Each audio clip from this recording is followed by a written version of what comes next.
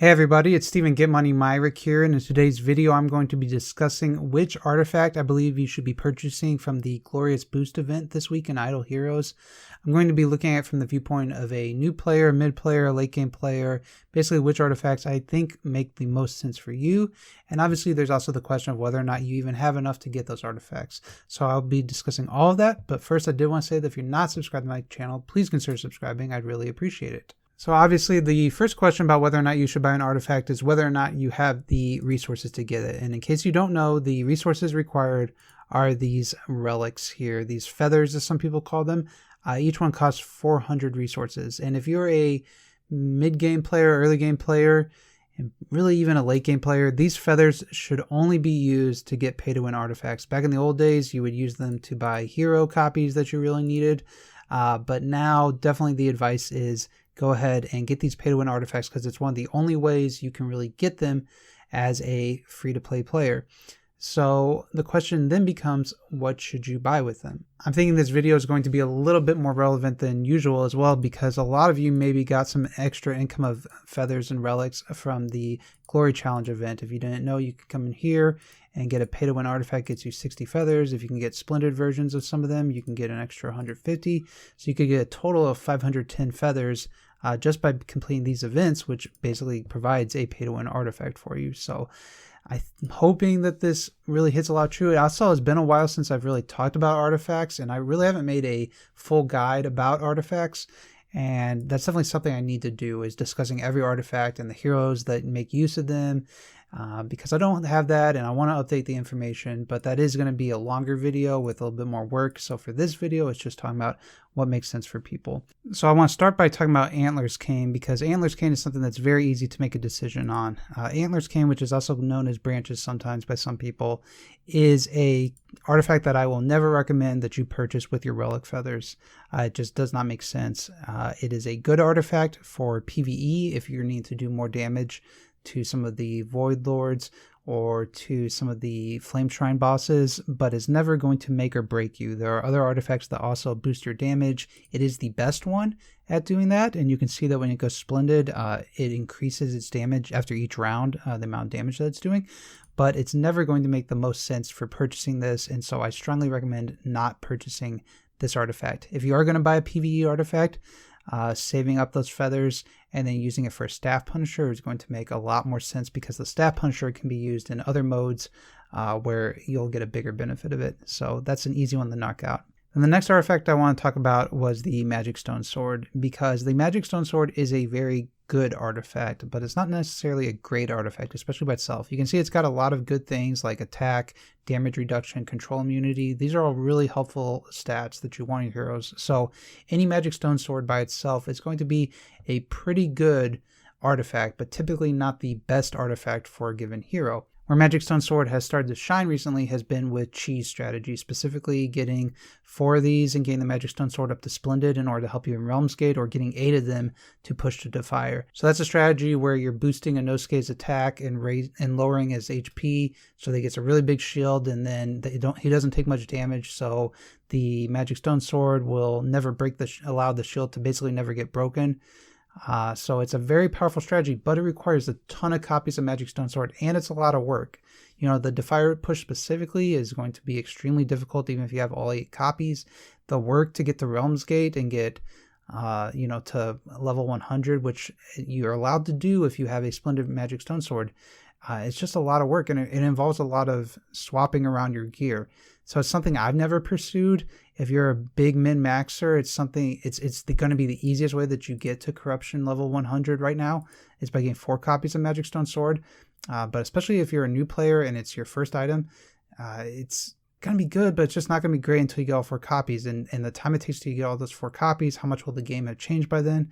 So this is something that if you're close to being able to pull out those cheese strategies and you want to put in the time and effort for it, that's great.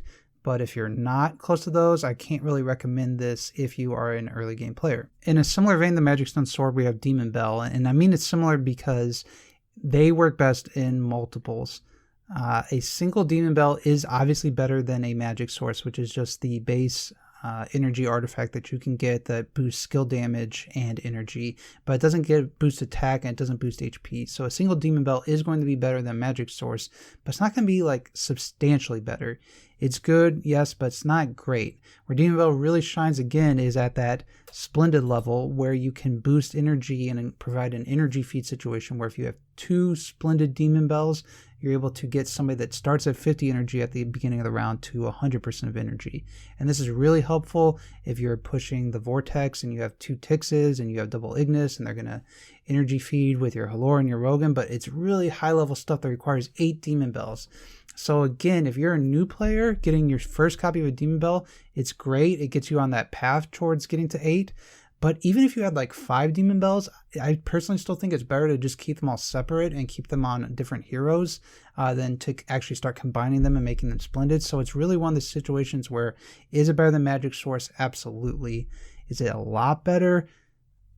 Yeah, it is better, but it's just not like, it's replaceable with magic source and it doesn't provide an insane benefit, and you really need those 8 copies to really get the most of it before you even start making them into splendid. So again, it's kind of in the similar boat of Magic Stone Sword where I don't really recommend it unless you have a strong intention of getting to those 8 copies. Now we're going to talk about the Golden Crown. The Golden Crown is one of the best artifacts, like standalone artifacts by itself. Like if you just have one Golden Crown and you never made it splendid, radiant, glittery, whatever, it just does a lot and it can go on a lot of different heroes. Raising attack, raising HP, and specifically that all damage reduction is very powerful. But when it becomes splendid, I'm going to read off here because at battle start, hero gets up to 50% all damage reduction, and that amount decreases after each round. So basically, like it takes a lot to kill a hero that has a splendid Golden Crown. Specifically, it takes a lot to kill them early, and they're going to be sticking around. So a single Golden Crown is a very good item. As a splendid, it's an excellent item. You know, you can be using them on Jara, Starwing Jara if you're trying to keep her alive. You can put them on Halora if you're trying to keep her alive. You can put them on Rogans. You can put them on Sherlocks even though it's not the best time on Sherlock. Like, it's just an artifact that you will always appreciate having, and in multiples makes it so one of your heroes is unkillable. Oh, it's also really good on Fiona as well, which is a very popular champion right now because it helps keep her alive and she helps keep your team alive with all the shield she provides, and it raises her attack. So while the Golden Crown is an excellent artifact, it's not going to be the artifact I recommend that people purchase if they are a new player or a mid-level player, and that is going to be the Augustus Magic Ball. This artifact is just completely nuts, and it makes a lot of your heroes very, very powerful. Specifically, it is the best artifact you can put on Swordflash Zia, who is arguably the best PvP hero. It's also the best artifact you can put on a Sherlock, specifically an attack build Sherlock. He is extremely, extremely annoying to deal with if you have a Splendid Augustus Magic Ball. And even without being Splendid, just increasing that speed, given the block chance, that goes great on a carry. And if you are trying to push Aspen Dungeon, and if you have a Russell, also works well there. It works great on Halora. You can see that when it is Splendid, it reduces damage received by 250% self-attack. So the more you raise the attack, the more damage that it will reduce from incoming attacks. So it scales really well with those attack-based heroes. And so if you do not have a Splendid Augustus Magic Ball yet, that, in my opinion, is what you should be working towards. It's going to go very well on your most powerful attack-based heroes so that they can stay alive, do damage. It's also going to help you in the Aspen Dungeon. So it's just a great artifact, and it's what I would recommend that you purchase if you are a new player or mid-level player.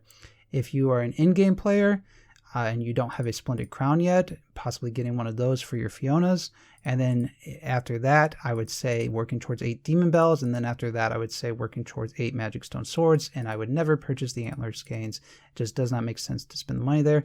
If you're a tryhard that wants to go through all the trouble of trying to get the Magic Stone Swords and getting to Defier, and you have a ton of gems, that may be better than like getting your 6 Demon Bell copy. But you know, getting to those 2 Splendid Demon Bells eventually, it's something that I never thought I would do, but I'm already at 7 now.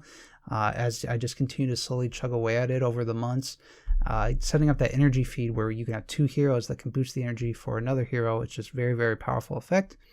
But in summary, A and B if you're new, then Crown, then Magic Stone Sword and Demon Bell, and then I would never get Canes. And I just want to put this video out there, and hopefully It appeals to a lot of new players, old players. If you have questions about which artifact you should be buying, feel free to let me know in the comments below. I'd really appreciate it. I have a lot of insight about what I think makes the most sense, and I hope you found this video helpful. I'll see you all later. Bye.